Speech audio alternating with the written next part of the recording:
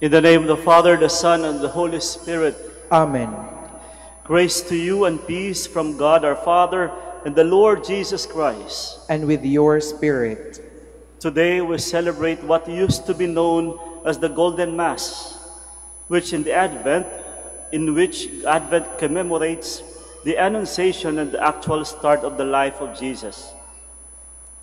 Let us pray in this Eucharist that our devotion to Mary may proceed from true faith, by which we are led to know the excellence of the Mother of God and are moved to filial love toward our Mother and to the imitation of her virtues.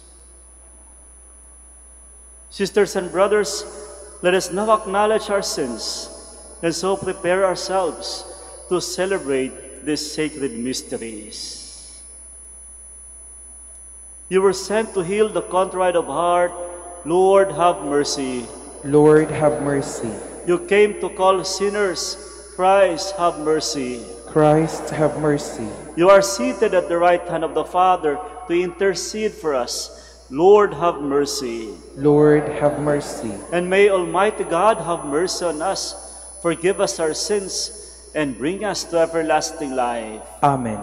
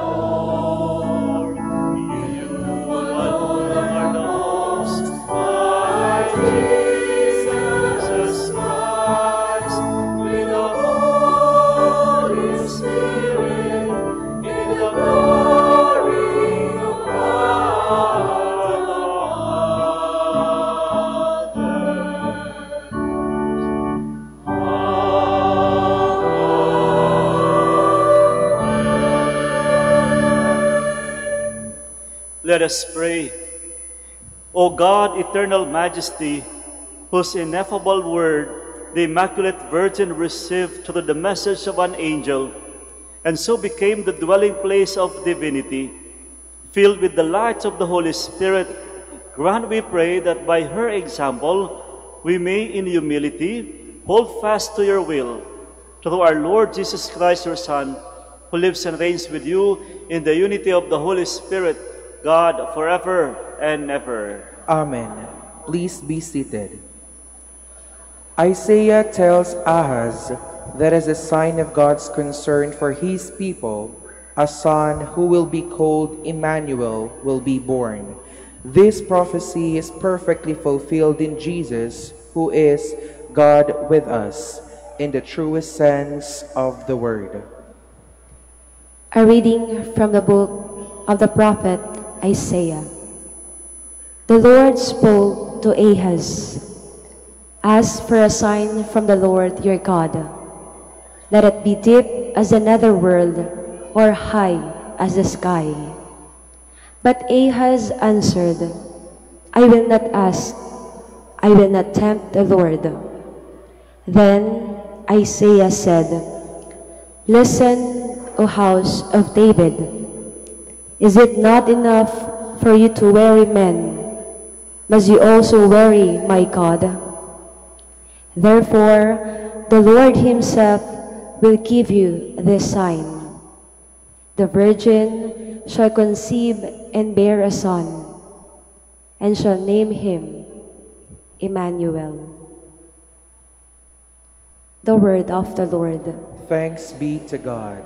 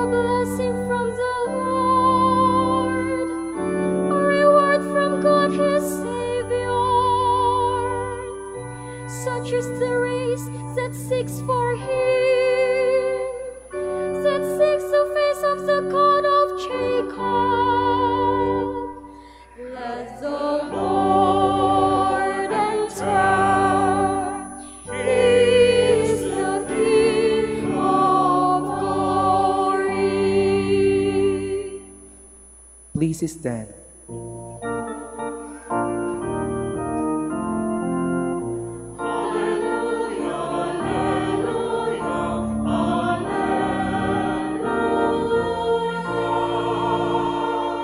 O Key of David, opening the gates of God's eternal kingdom, come and free the prisoners of darkness.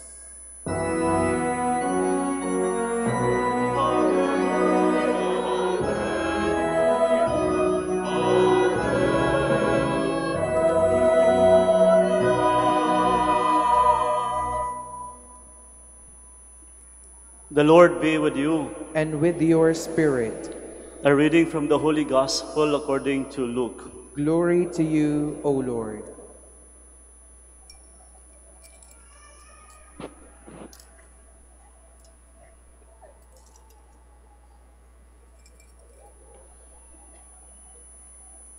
In the 6th month, the angel Gabriel was sent from God to a town of Galilee called Nazareth, to a virgin betrothed to a man named Joseph, of the house of David.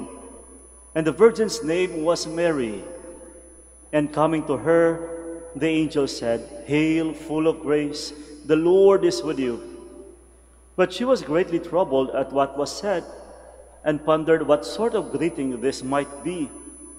Then the angel said to her, "Do not be afraid, Mary, for you have found favor with God.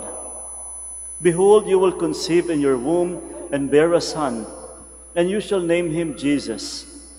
He will be great and will be called the Son of the Most High, and the Lord will give him the throne of David his father, and he will rule over the house of Jacob forever, and of his kingdom there will be no end."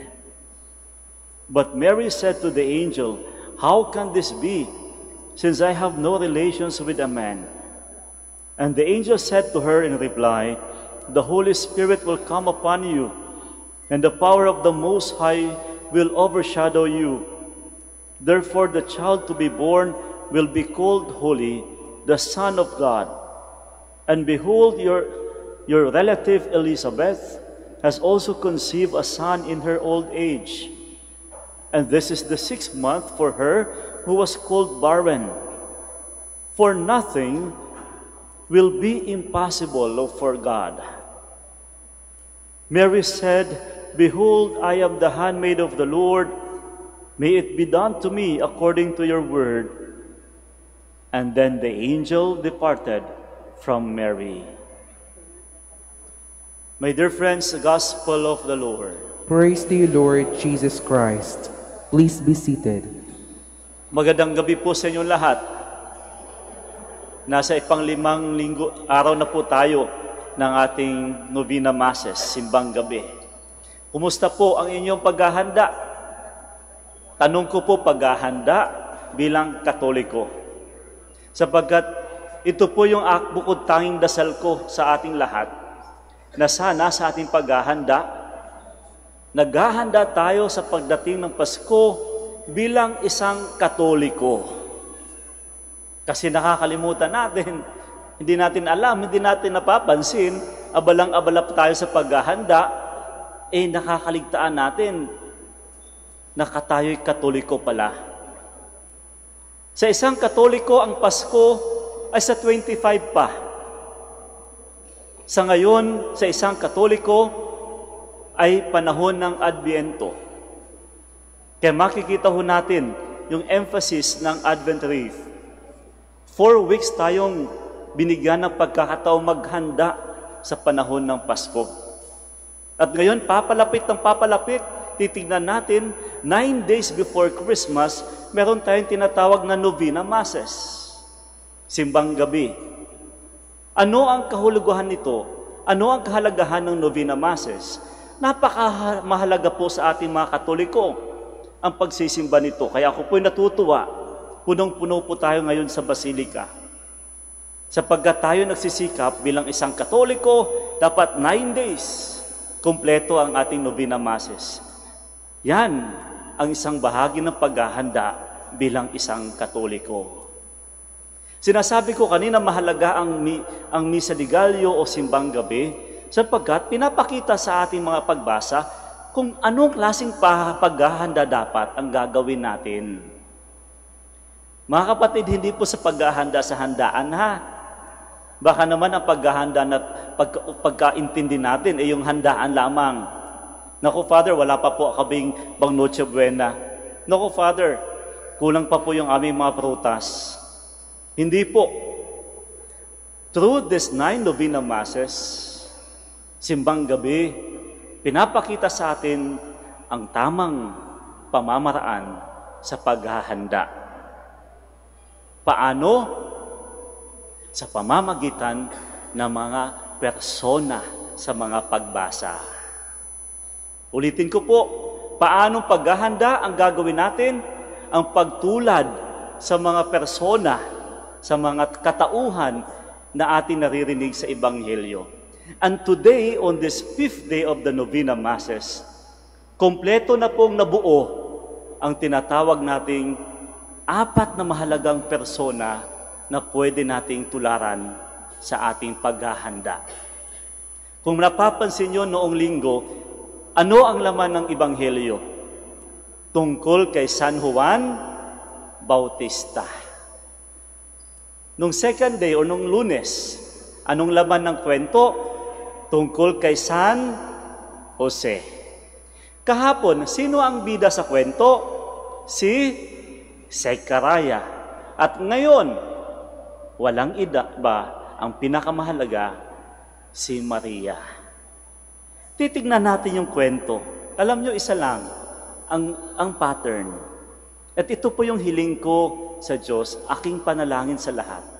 Sana po, pagkatapos ng Pasko, maging katulad tayo ng 4 na ito na mga simpleng tao. Yun lang po. Sana, matapos ang misang ito, maging katulad tayo ni Jose, ni Juan Bautista, Zechariah, ni Maria, or kahit aski si Elizabeth, na bukas pag-uusapan naman. mga taong simple. Nang sa gayon, tayo magkaroon ng simpleng Pasko, simpleng pagdiriwang ng Pasko. Ang mahalaga, katulad ni Juan Bautista. Anong ginawa ni Juan Bautista? Hinanda ang daan, dinala ang dadaan, at bandang huli, naglaho sa daan. Ito yung tatlong misyon ni Juan Bautista. Ihanda ang daan, dadalhin ang sino ang dadaan, at kung napapansin nyo, nung nakita na niya ang Mesiyas, kusa na lang siyang naglaho sa daan. San Juan Bautista, simpleng tao, hindi pabida-bida. San Juan Bautista, simpleng tao, ang mahalaga, yung iba. Minsan ito yung sakit natin. Pagdating ng Pasko, nako, gusto ako ang bida. Kaya may mga pa-contest-contest tayo, costume party. Dapat maganda yung bahay, maganda yung Christmas lights. Nako, ang daming Christmas lights sa kapitbahay, dapat ako din. Pasikatan eh. Nakakalimutan na Katoliko ka. Bilang isang Katoliko, sana po tularan natin si San Juan Bautista. Simpleng tao, hindi pabida. Pangalawang simpleng tao, si San Jose. Ano ang ginawa ni San Jose? Kung ako si Jose, ay nako, tatakasan ko si Maria. Kung ako si Jose, ay nako, iiwanan ko yun. Imagine magkakaanak na hindi akin. Pero dahil simpleng tao si Jose, inako niya ang kahinaan ng iba. Alam niyo, sa totoo lang, tama nga naman, bukod mga simpleng tao lang ang kayang gumawa ng umako ng kahinaan ng iba. Yung mga pasosyal-sosyal dyan, nako, ay nako, sangkatutak na ano nang sasabihin. Ang daming alibay. Si San Jose, ni isang salita walang sinabi, walang reklamo. Dahil alam niya ito ay para sa Diyos, inako niya at tinanggap niya ang kapwa. Yan si San Jose, simpleng tao, kayang bigyan ng halaga ang kapwa. Yun ang nakakalungkot minsan, kung sino pa yung sagana, sino pa yung abunda, sila pa yung madamot. Sila pa yung hindi palangiti. Pero yung mga simpleng tao, ay nako, paglabas pa lang sa bahay, nakangiti na, bumabati, hello! Yung iba dyan. San Jose, simpleng tao, nagbibigyan ng halaga sa iba. Pangatlo, kahapon. Sino nga bang bida kahapon? Si Zacarias. Ito si Zacarias, sabihin nating madaldal to. Si Zacarias, kung si Jose, tahimik, ganun lang, nagpapanday lang. Si Zacarias, sabihin nating nasa simbahan kasi, nasa templo kasi. Pero kung meron man nangyaring maganda ka sa Zacarias, yung buhay panalangin niya, hindi tumitigil sa pagdadasal. Imagine, mag-asawa sila, 80 na. Alam niyo, na-imagine ko, sa tuwing nagdadasal si Elizabeth sa Zacarias, isa lang ang kanilang sinasabi sa Diyos, Panginoon, bigyan niyo lang ako ng isa lang. Isang anak lang. Walang tigil ang pagdadasal. Siguro nung 60 years old na si Zacarias, Panginoon, kahit 60 na ako, bigyan mo pa rin ako ng isang anak. Marahil nung naging 70, Lord, okay lang, kahit 70, isang anak. Siguro nung, sabi daw kasi, sa scriptures, 88 siya nung siya nagkaanak. Imagine, mga kapatid, sa mga nag-aabang dyan, naghihintay dyan, huwag kayong mag-alala. Sa mga 60 pa dyan, may pag-asa pa. Tandaan nyo, 80. Ang sinasabi ko po mga kapatid, yan si Zacarias, simpleng tao. Kapag simple ka, tiyak, nagdadasal ka. Minsan ito yung nakakalungkot, kung sino pa yung sagana, sino pa yung sabihin nating famoso, sila yung hindi nakakaisip sa Diyos. Pero simpleng tao, laging may Diyos. At today, ang pang-apat, ang pinakasimple sa lahat, si Maria. Father, ano kaya ang meron kay Maria? Ano sa tingin nyo?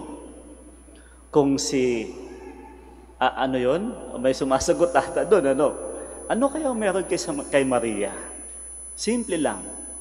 Si Maria, nakikinig. Matunay nga naman, ang mga simpleng tao, nakikinig. Tulad na lang dito sa simbahan, o sinasabi, dito po ang daan, dito po ang daan. Mga simpleng tao, dadaan yan. Pero kung sino pa yung abunda, sagana, sikat, ay nako, magpapa-special pa yan. May kasama pa yan, ihahatid pa yan. Pero simple, nakikinig. Walang pasikat-sikat. Nakikinig sa Diyos. Kaya mga kapatid, ituloy yung paalala sa atin lahat. Sabi ko, alam ko, abalang-abala na tayo. Marahil yung iba dito, iniisip pa, kailan kaya darating yung aking 13-month pay? Marahil yung iba dito ang nakakainis, kulang ng 1,000 yung binigay sa akin. Marahil yung iba dito nag-iisip pa, ano kaya pamimigay ko sa aking mga inaanak? Mga kapatid, tatandaan natin, Katoliko ako. Katoliko tayo. Isa lang ang hiling sa atin, na sa paghahanda, maghanda tayo bilang isang Katoliko. Paano? Sundin natin yung mga halimbawa na pinakita ng mga persona sa Ebanghelyo. San Juan Bautista, San Jose, Zacarias, kasama ng kanyang asawa na si Elizabeth, at si Maria. Napakaganda ng sinabi. Bakit mahalaga yung pagiging simpleng tao?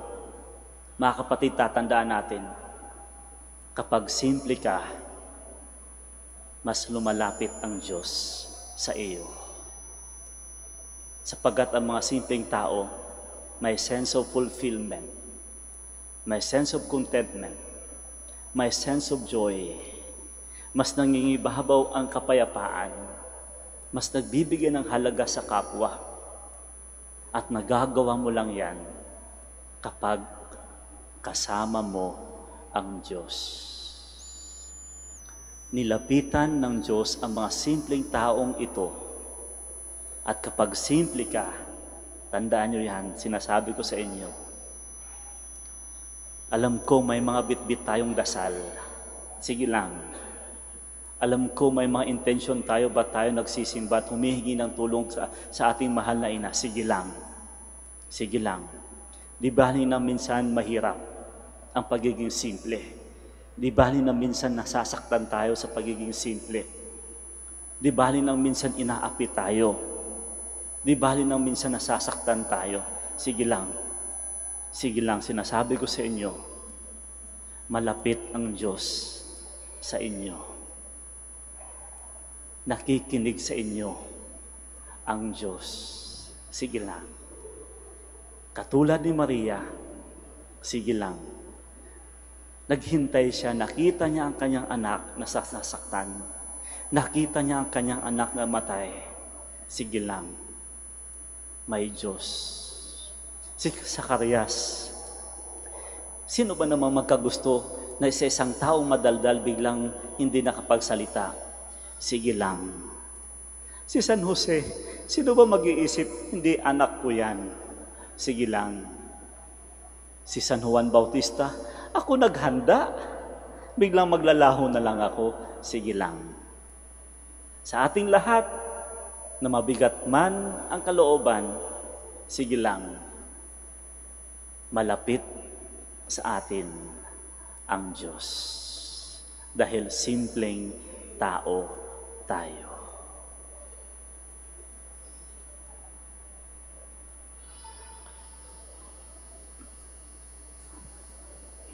We are all stand, and let us pray to the Father that we may be able to follow the example of Mary, who is humble, full of faith, and always ready to do the will of God. And full of confidence, we pray, listen to the prayer of your people, Lord. Listen to the prayer of your people, Lord. May Pope Francis, bishops, priests, and deacons guide and assist us in witnessing to our faith in Christ by their inspiring words and exemplary lives. We pray. Listen to the prayer of your people, Lord. May those who work in government see their office as a public trust, and may their decisions be for the peace and well-being of our people. We pray. Listen to the prayer of your people, Lord. May consecrated men and women, by living faithfully their vows of poverty, chastity, and obedience, be true witnesses of the priority of God in life. We pray. Listen to the prayer of your people, Lord. May the Lord guide and protect migrant Filipinos and seafarers and fill them with consolation, especially this Christmas and the coming New Year. We pray. Listen to the prayer of your people, Lord. Like Mary, may young people be firm in their faith, generous in their love, and steadfast in their hope. We pray. Listen to the prayer of your people, Lord. Let us pray for the urgent concerns of our community, for the intentions of this Mass, and for our personal intentions.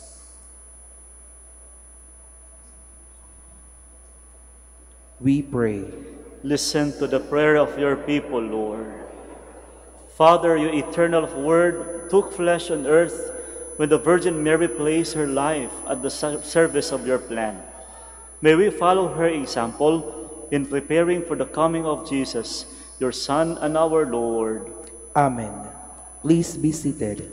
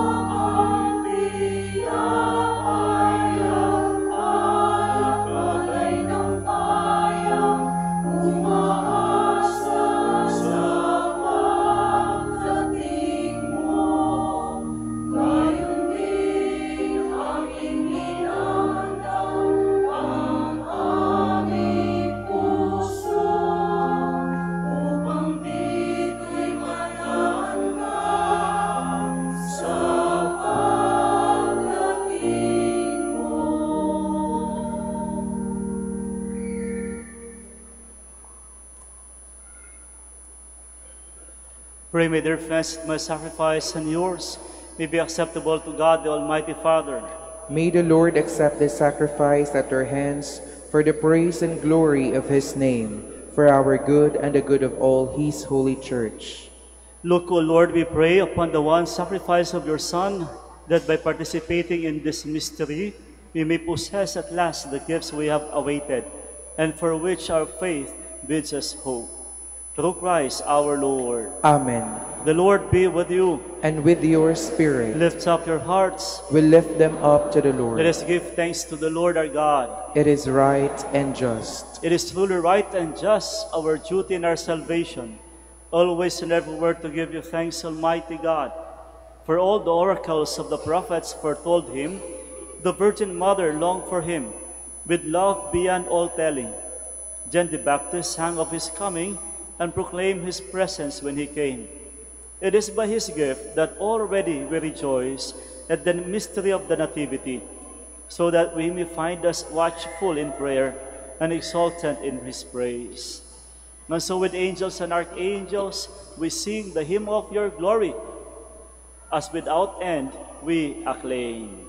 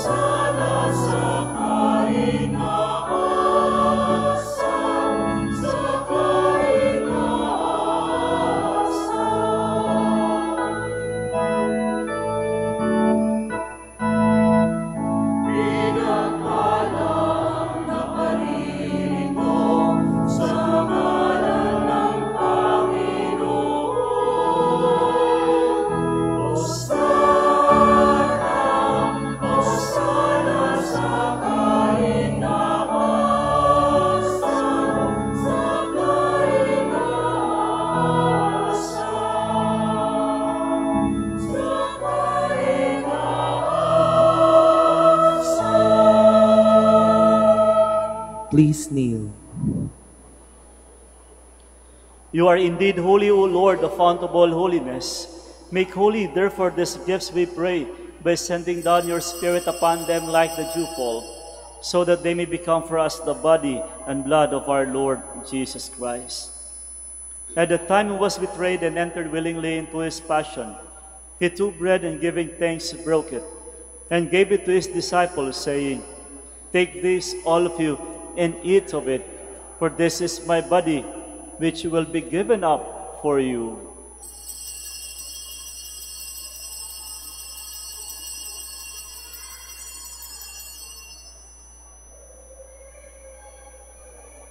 In a similar way, when supper was ended, he took the chalice, and once more giving thanks, he gave it to his disciples, saying, "Take this, all of you, and drink from it, for this is the chalice of my blood, the blood of the new and eternal covenant, which will be poured out for you and for many, for the forgiveness of sins.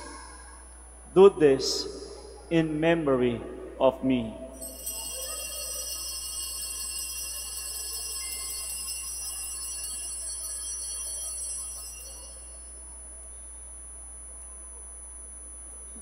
The mystery of faith.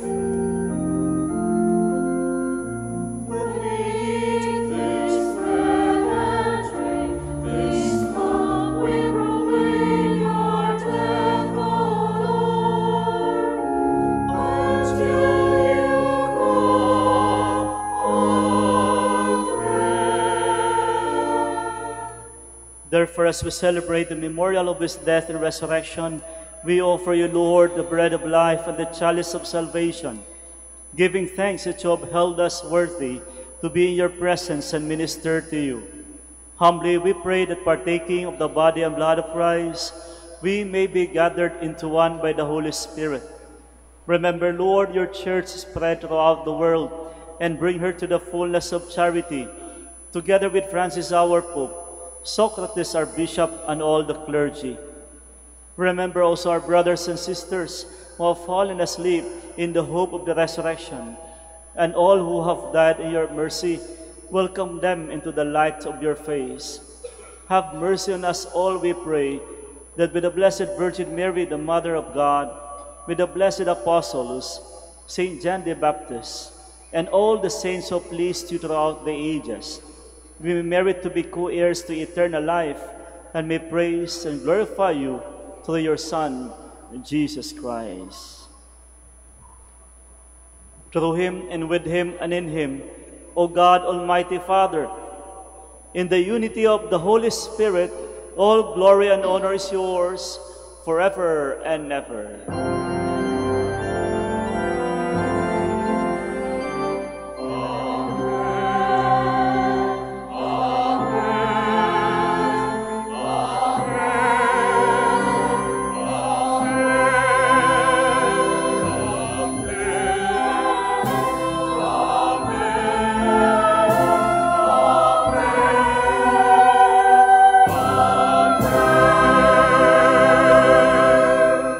Please stand. At the Savior's command, informed by divine teaching, we dare to say,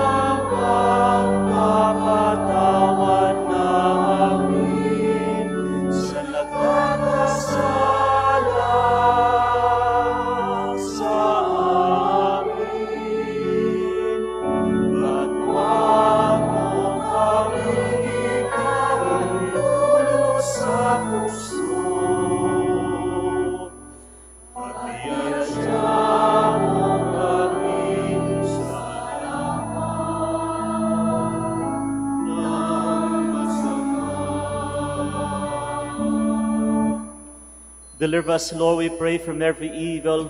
Graciously grant peace in our days, that by the help of your mercy we may be always free from sin and safe from all distress as we await the blessed hope and the coming of our Savior, Jesus Christ.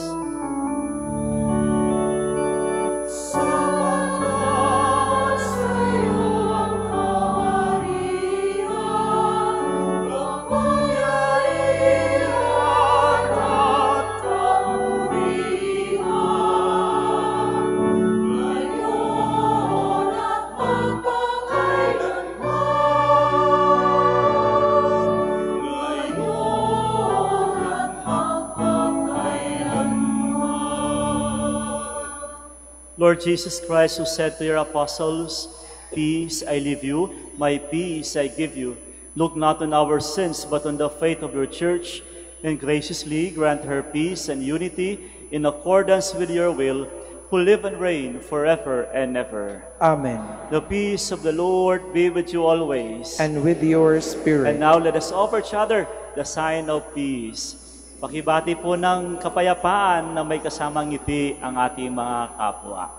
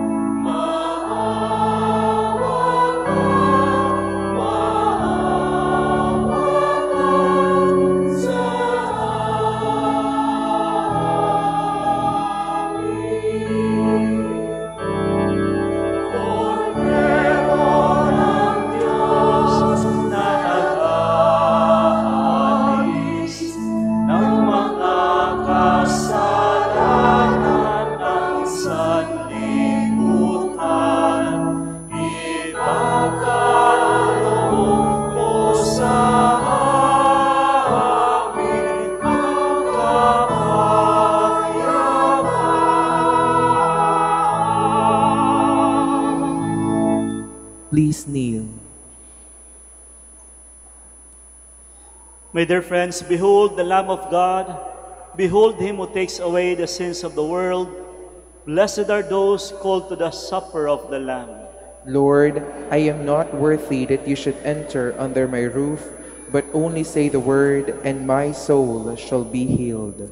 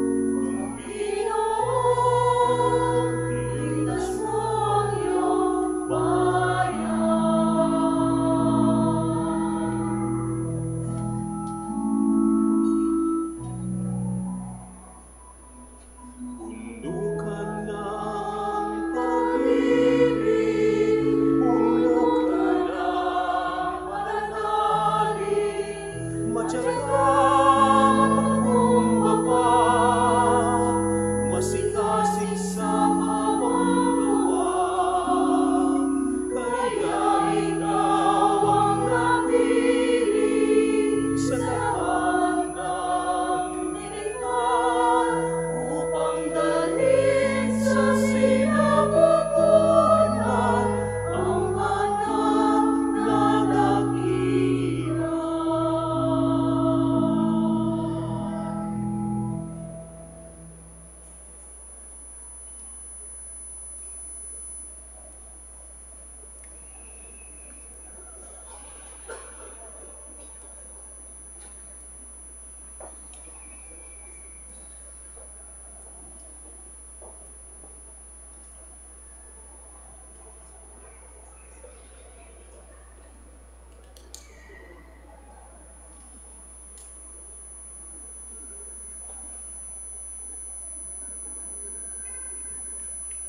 Please stand.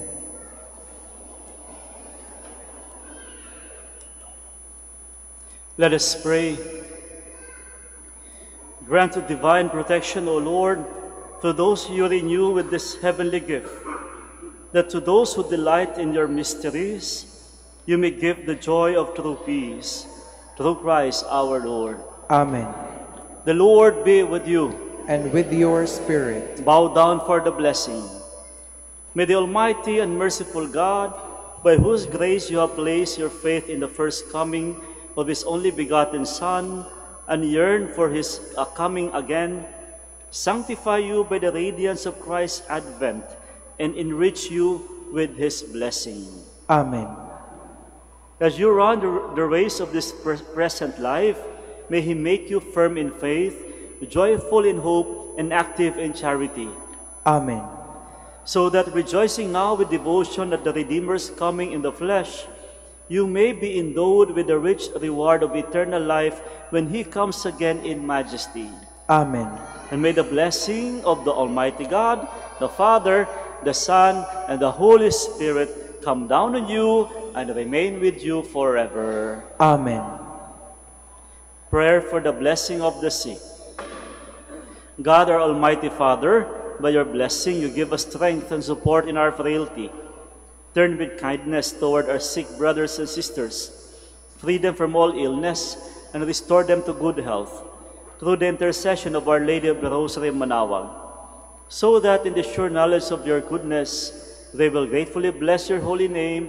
We ask this through Christ our Lord. Amen. In memory of the mysteries of the life, death, and resurrection of our Lord Jesus Christ, and to the honor and glory of the Blessed Mother, Our Lady of the Rosary of Manaoag, may these rosaries and all religious articles be blessed and made holy. In the name of the Father, the Son, and the Holy Spirit.